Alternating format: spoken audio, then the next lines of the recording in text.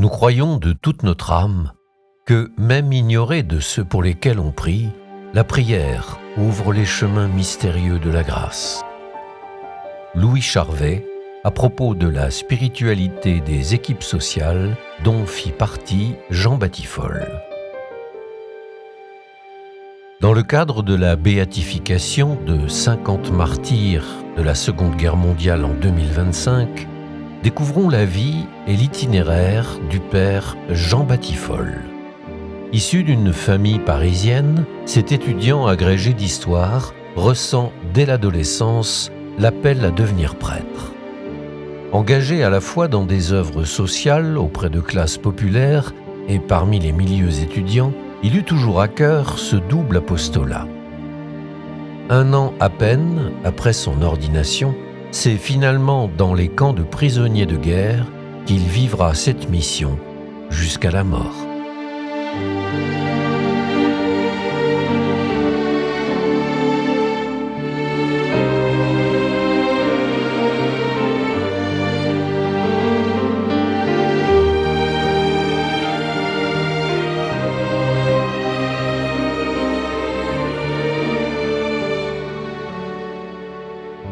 Épisode 1. Une jeunesse engagée et prophétique. Je m'appelle Jean. Pourquoi mes parents m'ont-ils choisi ce prénom ? Je ne l'ai jamais su. Petit, je ne me pose pas la question. J'aime jouer avec mes frères et sœurs, Henri et Juliette, écouter papa nous raconter des histoires, et il a un talent fou pour ça. Faut dire que c'est son métier. Il est historien. Je nais en 1907 à Paris, au début d'un siècle plein d'espoir, confiant, sans doute trop, dans ses inventions et sa révolution industrielle. La grande histoire va se révéler terrible pour mes contemporains et je vais traverser le cœur des tragédies de notre siècle. Mais pour l'instant, je l'ignore. J'aime me reposer dans les bras de mes parents, peut-être à l'image de l'apôtre Jean, celui qui aimait mettre sa tête sur le cœur de Jésus comme pour mieux l'écouter et recevoir en direct tout son amour. Ce cœur sacré, je ne le connais pas pour le moment, mais c'est lui qui va m'accompagner tout au long de ma courte vie que je vais tâcher de vous raconter. Dès l'enfance, je suis marqué par des personnes d'église. Le premier est l'abbé Cosse, curé de notre paroisse Saint-Charles de Monceau, dans le nord de la capitale. Sa vie intérieure semble tout aussi intense que sa vie extérieure. Il visite régulièrement les malades et les pauvres et apporte un soin particulier au salut des âmes. C'est lui qui me transmet toutes les bases du catéchisme et même au-delà. Il fait de moi un chrétien convaincu, prêt à affronter les difficultés et les objections auxquelles la vie me confrontera inévitablement. À sa suite, c'est l'un de ses vicaires, l'abbé Séjalon, qui s'occupe spécialement des jeunes, qui nous transmet ce qu'ils appellent un catéchisme de persévérance. Avec mon frère Henri, nous suivons des camarades qui nous invitent à rejoindre les lycéens de Saint-Sulpice, dirigés par l'abbé Constantin, futur curé de la paroisse. Son dynamisme, sa sympathie et sa compréhension de notre génération nous poussent à le prendre comme directeur spirituel. Il sera le premier à déceler en moi un chemin possible vers le sacerdoce. Vers mes 16 ans, je me sens enfin devenir adulte, avec un goût particulièrement marqué pour la littérature et les arts. La musique notamment me passionne, et je cherche à connaître les grandes œuvres du répertoire. C'est à ce moment-là aussi que je commence un service de chœur chez les bénédictines de la rue Monsieur. J'y trouve à la fois un cadre propice pour l'exercice de la prière et peux y cultiver mon goût pour le chant et la musique religieuse. C'est dans ce cadre que se produit pour moi un signe de la providence divine le soir de Noël 1923. En l'absence d'un nombre suffisant de jeunes gens pour servir la liturgie en aube blanche, on vient nous solliciter, mon frère et moi-même, alors que nous attendons dans l'assemblée le début de la célébration. J'ai l'impression d'être un de ces ouvriers de la dernière heure des évangiles et que malgré mon ignorance et mon indignité, je suis appelé à servir l'Église. De ce jour, et pendant une dizaine d'années, je participe activement à la liturgie bénédictine.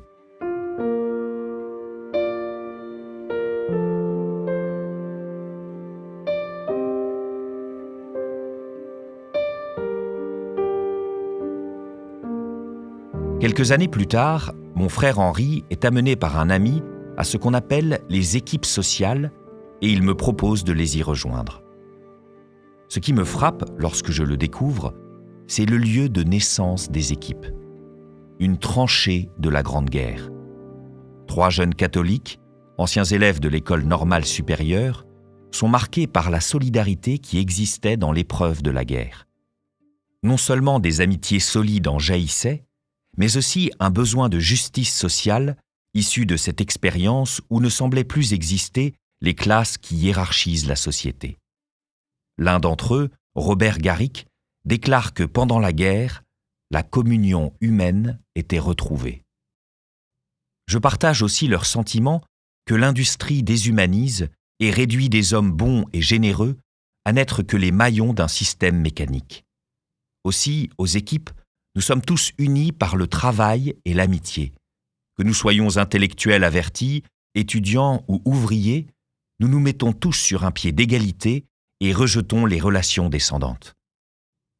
Je ne me doute pas alors que ce qui m'attire dans les équipes sociales est exactement ce que je vivrais moi-même en tant que prisonnier du Troisième Reich. Je ne réalise pas que la vocation fondamentale du chrétien engagé dans les équipes, qui consiste à témoigner de sa foi par sa manière d'être et par toute sa vie sans aucun cloisonnement, c'est ce qui me mènera par fidélité au Christ jusqu'à l'enfer du camp de Mauthausen. Robert Garrick me confie un des cercles d'études du patronage de Reuilly, dans l'est de Paris, dirigé par les filles de la Charité. Les jeunes gens qui le fréquentent, souvent issus de milieux simples et peu instruits, tant intellectuellement que spirituellement, me touchent en profondeur. Je me dépense sans compter pour les accompagner et m'engage à leur côté sur tous les plans. Séances de chant, de théâtre, colonies de vacances. C'est dans ce patronage que je rencontre l'admirable sœur Odile, qui deviendra pour moi une sorte de mère spirituelle et à qui j'écrirai beaucoup par la suite. Animé avec elle d'un désir apostolique de faire connaître et aimer le Christ à ces jeunes, je les invite à me rejoindre lors de cérémonies religieuses, voire à des petites retraites. Sans m'y attendre un instant, c'est dans une modeste salle de ce patronage que je vais vivre une expérience déterminante pour la suite de ma vie. L'absence de lumière et de force religieuse chez ces jeunes me bouleverse et je ne vois pas d'autre chemin pour moi que de donner ma vie pour leur apporter ce qui leur manque. Grâce à la spiritualité des équipes, je réalise aussi l'importance de la prière dans ma vie. C'est ainsi que les graines de ma vocation sacerdotale sont jetées. Une vie donnée pour le Christ et pour les autres. Mais aider et accompagner ces jeunes garçons, ça ne fait pas un métier. Et ayant obtenu mes 2 baccalauréats, il me faut bien choisir des études supérieures. Ne sachant pas encore vers quelle voie me diriger, si ce n'est que je n'ai aucun goût pour les mathématiques, mon père m'invite à suivre un double cursus de droit et d'histoire, m'inscrivant ainsi dans la tradition familiale. Je deviens donc étudiant à la Sorbonne et y découvre avec douleur les ravages exercés sur la jeunesse par l'esprit rationaliste et rhénanien qui règne dans cette institution. Cette prise de conscience participera, en parallèle au germe de ma vocation de prêtre, à ma vocation d'enseignant, afin d'éclairer la jeune génération sur la véritable histoire, en particulier celle du christianisme et de l'Église.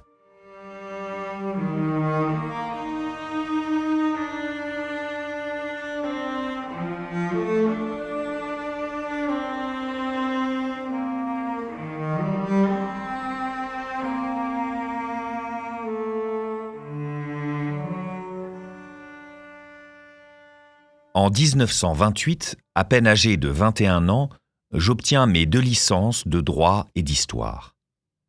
C'est alors le temps du service militaire. On est bien ahuri les premiers jours. Quelle agitation! Et l'atmosphère d'une chambrée est bien éloignée de celle du patronage. En effet, rien dans mon éducation et mon environnement familial ne me préparait à la rudesse d'un régiment d'artillerie à cheval dans l'est de la France. C'est une vie physiquement dure et un milieu qui me semble souvent brutal. Il me faut frotter et laver des parquets, astiquer des brides, brosser des chevaux, graisser des mousquetons et des revolvers, ce n'est pas toujours drôle. Et la première fois qu'on entend le 75, je vous assure que le tympan en prend pour son grade. Oh, bien sûr, il n'y a pas de quoi s'effaroucher, ce n'est pas grand-chose en soi, mais cela me change de ma vie ouatée de Paris. La rue de Reuilly me semble bien loin et les gars du patronage me manquent. Je serais bien heureux de les revoir, ce que je demande à sœur Odile de leur transmettre dans les lettres que je lui écris presque chaque semaine. Et d'ailleurs, chacun d'entre eux m'écrit spontanément. Quelle émotion! Début 1929, en l'absence d'un professeur d'histoire au lycée de Koblenz, on réclame à l'armée du Rhin un licencié d'histoire. Une heureuse opportunité qui s'offre à moi, car le simple brigadier que je suis est désigné d'office. Cette expérience, qui offre une trêve salutaire à mes activités habituelles au régiment, confirme ma vocation d'historien et de professeur. Quelque temps après, de retour à l'armée comme maréchal des logis, c'est-à-dire responsable des écuries, cette fonction achève de faire disparaître en moi ce qui restait de nonchalance. La situation m'oblige en effet à faire preuve d'une énergie toujours renouvelée pour aboutir à ma tâche. Finalement, ce temps au régiment se révèle plus bénéfique que je ne l'imaginais. Non seulement il m'apprend l'obéissance et la discipline, parfois à l'encontre de ma propre volonté, mais de surcroît, les efforts physiques que j'y affronte quotidiennement m'aident à éduquer mon corps. Tout cela me permet de rentrer à Paris avec la volonté de moins céder aux tentations de l'orgueil, de la toute-puissance et de l'autosuffisance.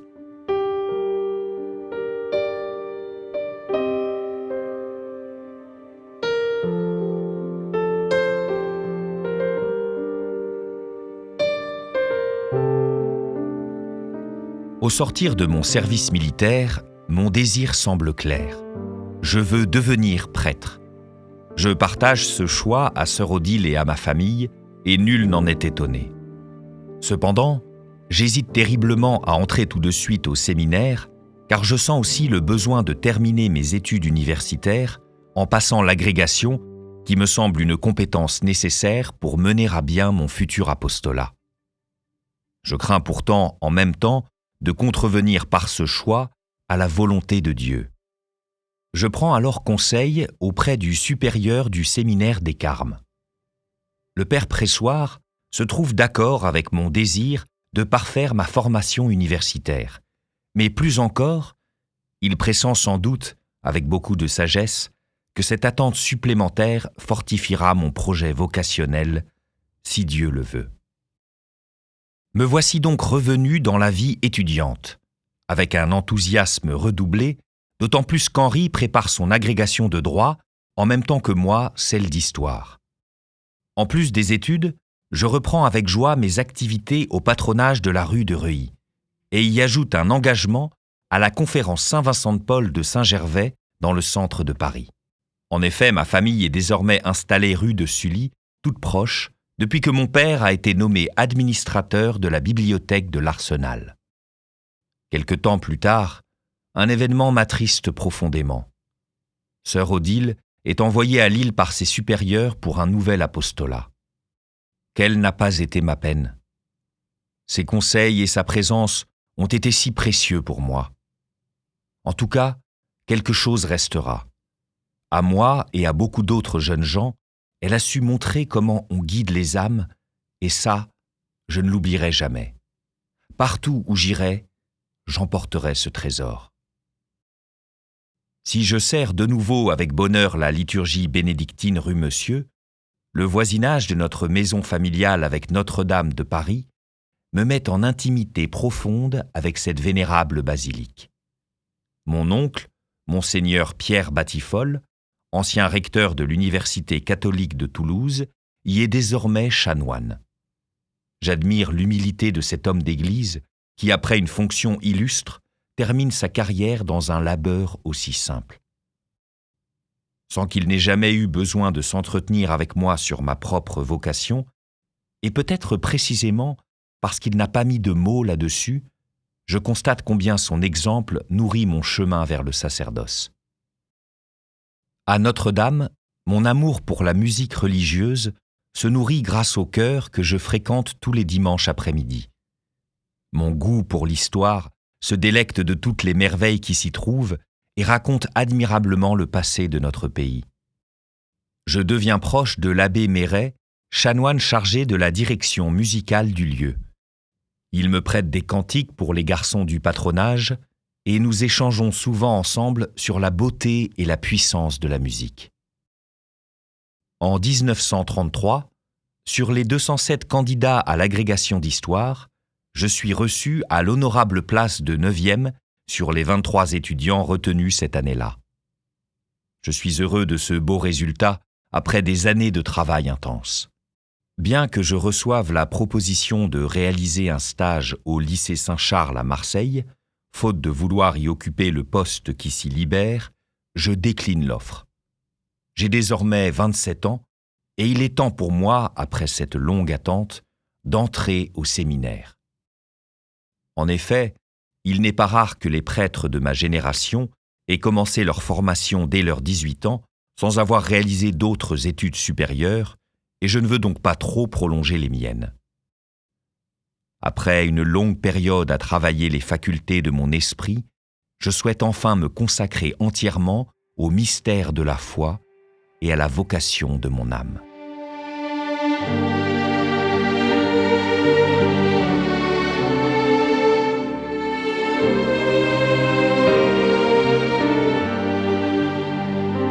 Cette série de podcasts a été produite et réalisée par le service communication du diocèse de Paris. Elle a été écrite et interprétée par Fitzgerald Berton avec la voix additionnelle d'Étienne Dallaire, principalement à partir de l'ouvrage de Pierre Fernesol, Jean Batifolle, aux éditions Alsatia. L'enregistrement, le montage et le mixage ont été réalisés par Cyprien Truchot. La musique a été composée, arrangée et enregistrée par Cyprien Truchot et Damien Morand.